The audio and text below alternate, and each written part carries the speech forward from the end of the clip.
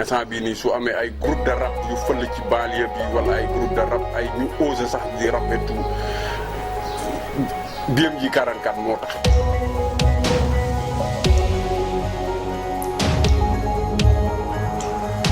ñun bu ñu gisoon sax jegewaat BMJ dañ lay fonk quoi c'est-à-dire dañ lay jéem a def gaay juste parce que à l'époque BMJ mit bu graaw la woon si ñun quoi.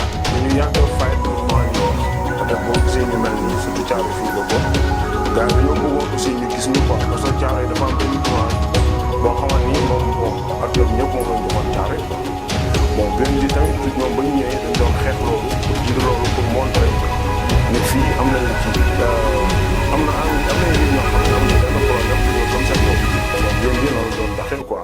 bu ñu dëgërul woon dëgg tey disparaître nañu parce que on a refusé même des contrats ak ñoo xam ni jamono jooju ku ñu proposer contrat da ngay raam daw. je pense que tey boo xoolee situation bi ni mu nekkee nii c'est regrettable quoi c'est regrettable parce que muy Rapadio muy BMJ on aurait pu chacun de notre côté faire de très grandes choses quoi.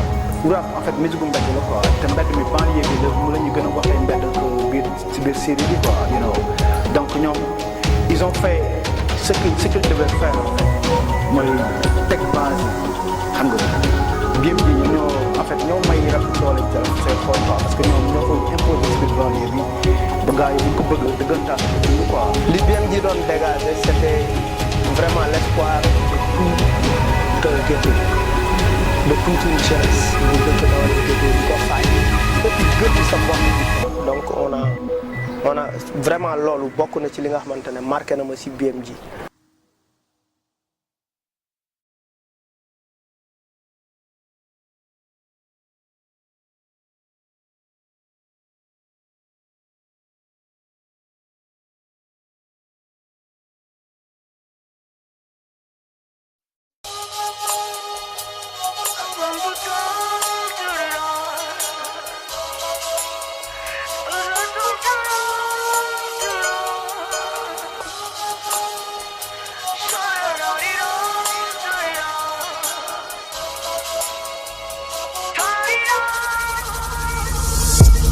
Descends dans ma rue, tu verras la misère posée sur un banc ruminant sa colère. L'odeur. ñuy toog di fréquente ñun ñëpp naan ataaya bëloot benn instant ci la ñu xam Kokulaar bon moom ak ñoom am su ñoo bokkoon école mais man xaw ma ko woon bon ci la ñëw ñun ñëpp ñuy fréquenté ba benn instant mu ñëw di ñuy gëmloo rap ñun xamuñu luy rap temps yooyu ci ay cémbe la ñu branché ay funaana affaire yooyu la ñu xamoon.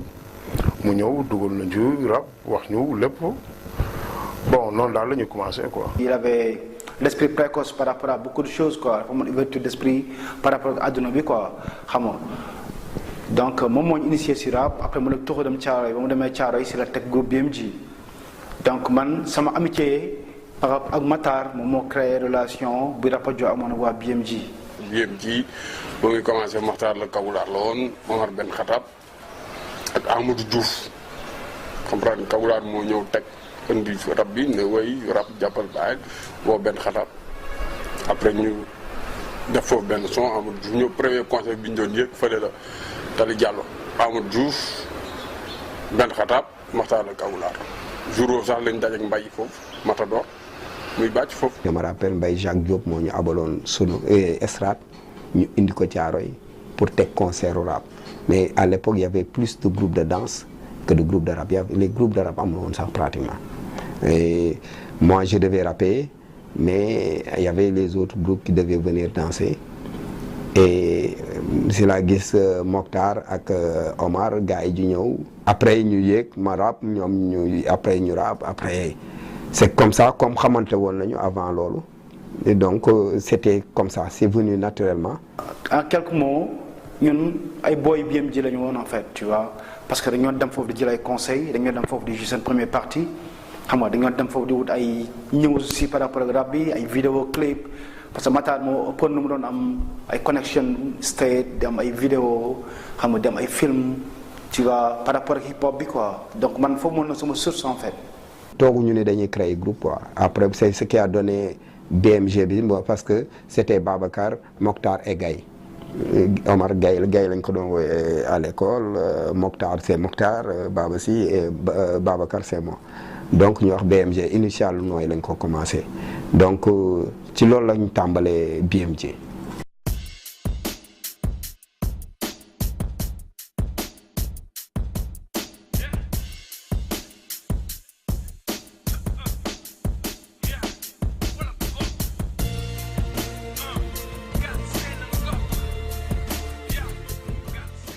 C'était Kagoular, Maktar et Matador.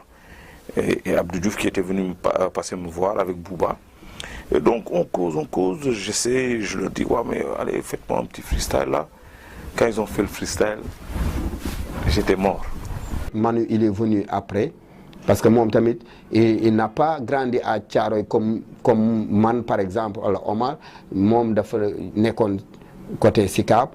Donc, famille ñu toxu si Thiaroye mu nekk lycée moom lay def na 2 ans yoo xam ne pratiquement chaque week-end da doon dem ville donc rap moo tax mu xamante waa BMG ensuite mu ba nekk fa comme fans. J'ai traîné avec eux pendant presque un an et quelques et j'écrivais aussi mais en cachette et je montrais à Baba aussi.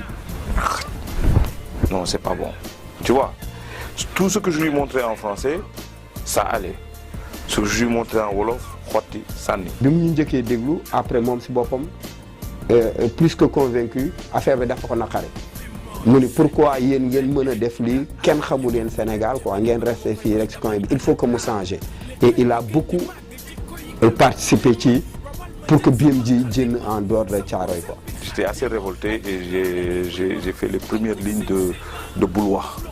Bouloir wax bi daf ci baax foog ko am ko wax et j'ai fait un couplet. Je suis arrivé chez lui, il regarde, il me dit, il y a Bindeli, c'est toi qui as écrit ça? Je lui dis, oh ouais. Il me dit, il lit. Il me dit, ouais, non, dis mon barne, tu vois. Et de là, il me dit, qu'est-ce que tu veux en faire? Je lui dis, non, moi je m'en fous, hein. C'est pour vous, tu vois. Il me dit, non, yo, je vois que quand même t'as de l'engouement, nous travaillons un rap, on va essayer que tu le rappes. Je lui dis, non, écoute, je sais pas comment me poser sur le son. Et de là, le travail a commencé. Il a mis une instru, il a mis ses textes, il m'a expliqué c'était quoi le temps, où est-ce que je devais poser la rime, où est-ce que je devais reprendre mon souffle et ainsi de suite. Et on a travaillé.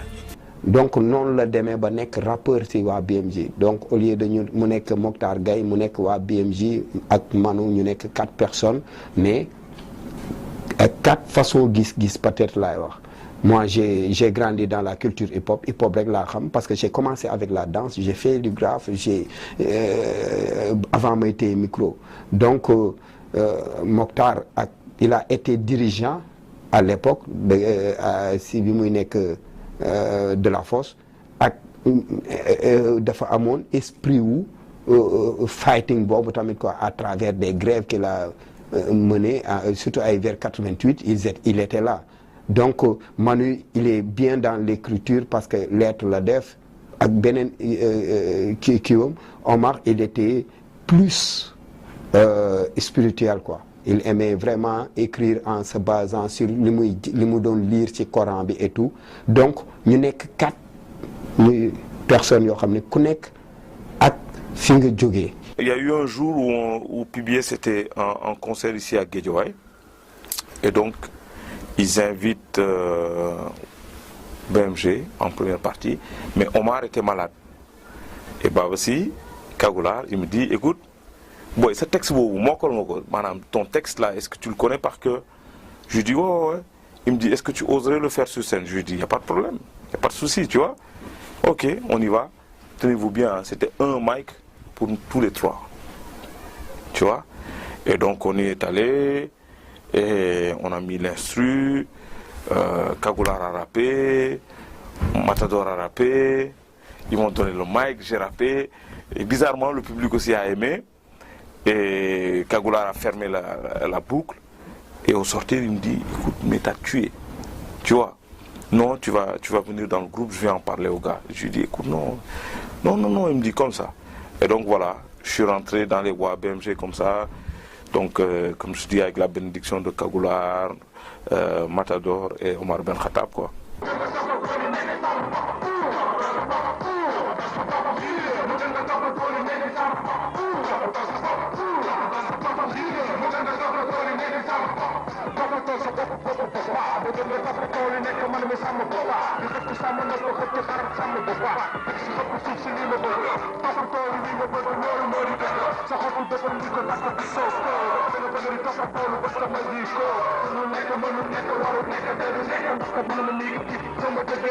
On avait constaté que ni lépp da doon xewee ville town Thiaroye amul woon dara amuñu équipe bu football amuñu mbër amuñu woon dara lu ñu mën a wax luy représenter Thiaroye lu dul ay jeunes bandits lañu ay délinquants lañu amuñu woon yenn connexion yi il fallait que ñu compter juste si sunu savoir-faire mooy lan li ñu rab bi ñuy def et le respect qu'on a toujours réclamé aussi je pense que ni bokk nañ ci li ñu gën a forge li tax ñu BMJ mu amoon doole parce que vraiment loo mënti am loo ñu mënti jox te amul respect musuñu bëgg.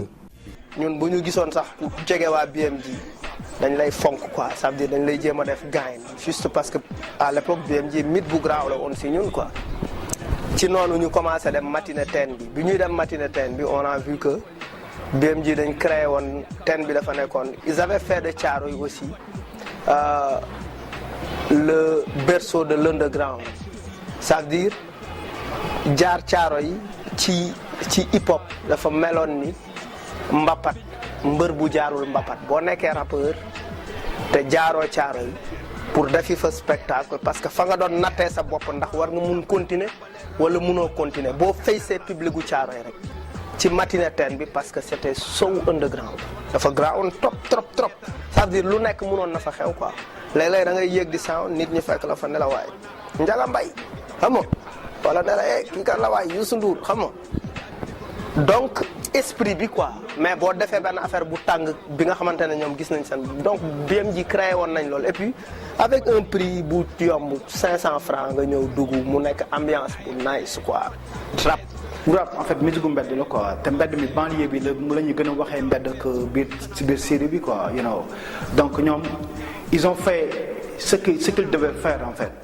mooy teg base yi xam nga BMJ ñoom ñoo may rap bi doole Jolof sooy xool quoi parce que ñoom ñoo ko imposé si biir banlieue bi ba gars yi mën ko bëgg dëggantaan di ko dund quoi. gëmal suñu bopp et puis bëggoon dimbale te affaire kenn duñu corrompre tamit ci lu bëri parce que am na benn instant waa centre Jacques Chirac amoon nañ ci benn concert dafa naa unique xaw ma lu ñu doon ibbi mais Abdou Diouf moo fa doon ñëw bon ñun suñu manager foofu la doon liggéey instant boobu ñu amoon benn cachet 100 000 francs boo xam ne dañ ñu ko war a fay pour ñu jouer benn morceau mais ñoom ñooy tànn morceau bi nga war a woy ñu ne ñun amoon nañ benn morceau BMJ benn morceau Sida gars yi ne Sida boobu la ñuy woy gars yi ne du ñu woy Sida bi amoon nañu benn sound bul wax xam nga ñu ne ñun sound boobu la ñuy woy gars yi ne non Sida bi la ñuy woy ci loolu 100 000 francs la wax la def période boobu mais ñun dañoo bañ ba tey concert boobu joué wuñ ko parce que ñun li ñuy bon Sida sound Sida la rek day yee nit ñi mais léegi ñu doon wax suñ ko waxoon Abdou Diouf day am problème. ñu nekkoon ay vraiment ñoo xam te ni ñu ngi dem ba sax tuddee leen les maîtres de l'underground parce que dafa am loo xam dañ ko doon incarné quoi ñoom et puis tamit ñu influencé ñun aussi ñu dem ba bëgg loolu di ko dund ak ñoom quoi en fait. voilà ñu dem ba léegi mouvement bi dem ñoom indi vraiment beneen visage quoi ci mouvement hip hop bi tu vois parce que loolu sax déjà mi ngi manifesté wu ci bii avant album bi di génn quoi maanaam dem nañ ba ñoo nekkoon le seul groupe boo xam ne dañu doon am ay maquette rek la ñu doon am mais ça permettait de ça ñuy dem di am accès ci biir ay concerts yu mag. chaque fois ñu bougé ñu ne waa BMJ la Thiaroye ñëw nañu fu ñu ñëw parce qu'on venait avec nag benn public boo xam ne tout quartier bi gars yi dañu doon supporter bu baax di topp si ginnaaw groupe bi fu ñu bougé waa BMJ bu ñu ñëwee rek da ngay xam ni ñëw nañu quoi tamit c'était ça donc gars yi waa BMJ ñëw nañu waa BMJ de Thiaroye donc tasanteeg l'histoire des tirailleurs le film de Sembène Ousmane Diène Thiaroye 44 et nous on connaissait l'histoire mais ñu bëri xamuñu ko woon on s'est dit bon pour bind waa bi tamit looloo ko indi waa BMG bi parce que BMG rek la woon mais waa bi mooy ni waa Thiaroye ñëw nañu waa BMG ñëw nañu waa bi bon parce que du woon rappeurs yi kese ak ñi ñu doon accompagner chaque fois ñuy dem sa ay concert ñu ni bon waa BMG après de Thiaroye bi boo bëggee bind waa BMG de Thiaroye day gudd et puis par rapport ak histoire tirailleur sénégalais yi ñun ñu dëkk Thiaroye camp militaire bi xam histoire bi ak les cimetières on s'est dit nañ au lieu de BMJ de Thiaroye nañ jël 44 bi pour wax Thiaroye pour wax aussi ci histoire de tirailleurs yi c'est ce qui a amené le nom de waa BMG 44. ñun la ñuy woowee BMG. ku ñu xamul dégg nga ñoon. wan ñu ñeenti baaraam ñu gis. ñu gis.